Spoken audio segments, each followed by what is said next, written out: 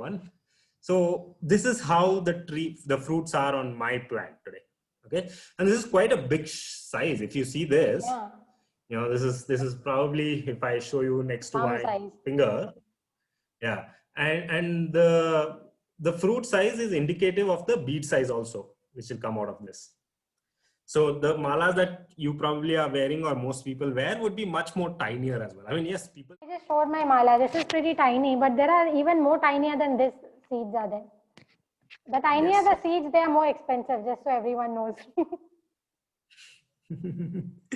Yeah, so this now will ripen, okay, will ripen further, probably another 2 months, I would say.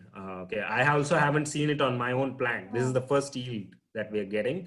I haven't seen ripened fruit from my own plant yet, but I know that it takes anywhere between 6 to 8 months from the flowering stage to a fully ripening stage. Okay, so it's been about 5 months or so since the flowering started on the plant. So I'm guessing another 2 months or so is when it'll fully ripen. When this ripens, this actually becomes blue. Wow. Okay, so very fascinating. It becomes blue. So the fruits that I said I got from Rishikesh, I found them littered around on the Beatles ashram, were blue. They almost look like blueberry, and one of the more common, westernized name for Rudraksh tree is actually blueberry tree. What? Okay, so I never all knew. these foreigners will refer to it as a blueberry tree. So yeah, so this becomes proper blue, and when it becomes blue, that is when it is fully ripened. Typically people don't really, I mean, maybe they do it when they're growing for commercial purpose and they really harvest it, but most other people I have seen who grow like 1 tree, 2 tree, let them all fall. Once it ripens, it falls automatically, then collect them. um, yeah, that is when you have a fruit. Then it's a whole process altogether from there to Getting these beads. making the beads, which is what I also need to discover, by the way. I mean, which is why we both probably got speaking about this. But I know from both people who have done it as well as people who do it commercially, there are two ways that people kind of do it. The natural way of doing this is collect everything, put it in water, and let it rot, because this has pulp. What you see green and which will turn blue is pulp.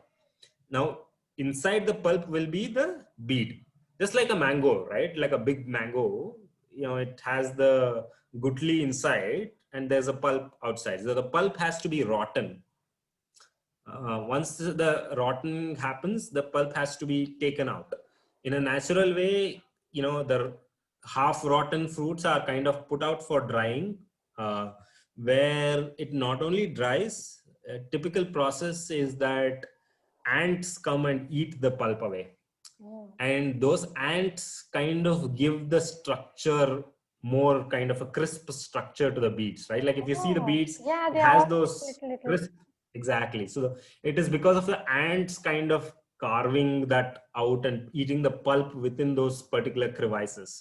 That is the natural way of doing, getting the beads out of a proper Rudraksh fruit. While there are other ways. I think nowadays people use like brushes. Even you can use toothbrush to do if you don't want to kind of let it rot and let it dry and all of that. You put it in water and let the pulp kind of become soaked and easily removable, and then take a toothbrush or something on the similar lines and brush it away, and it'll still become that. And then I mean, look, then from here onwards, now you have the Rudraksh bead. From here onwards, what you do with it is basically what the usage is going to be. If I am going to germinate it, if I'm going to germinate that again, I ideally need to split open the Rudraksh so that seeds are removed. As I said earlier, bead is not the seed. Within the bead, there are seeds. And there are lots of seeds which are grown like that. I don't know if you have ever grown dhania. No, I have Dhania, not, but I've heard about it.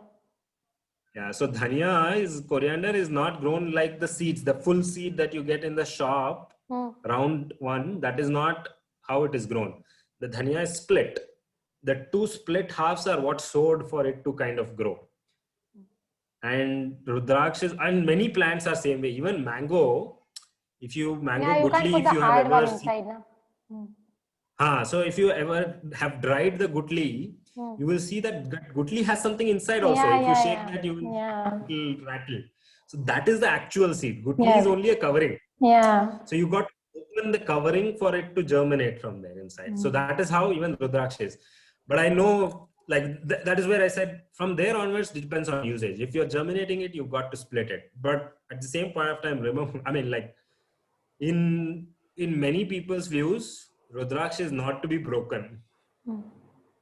You know, people say if you break a Rudraksh, it's a breaking of a spiritual cycle and breaking of spiritual energy and, you know, destruction of, you know, energy and things like that. But, you know, but remember that even if you don't break, if it has to germinate, it will break. So, but again, if you are then using it for making a mala, things like that, people apparently still do some processing, which is, you know, dip it in oil, usually sesame oil, for quite a period of time, probably 7-10 days, which kind of gives beads. One is the uniform color.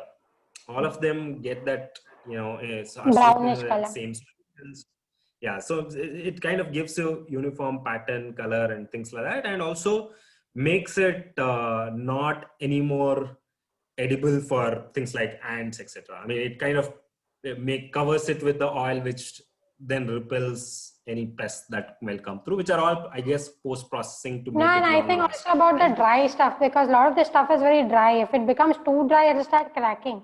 So a lot of this, you know, fat, they put it in fat largely, so it absorbs and becomes stronger.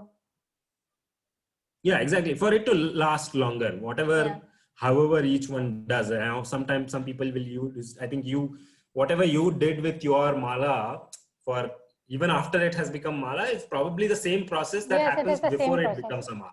Yeah. So yeah, and then is the whole, you know, poking the hole and threading it, and but basically from there onwards, it usage driven process that kind of goes through.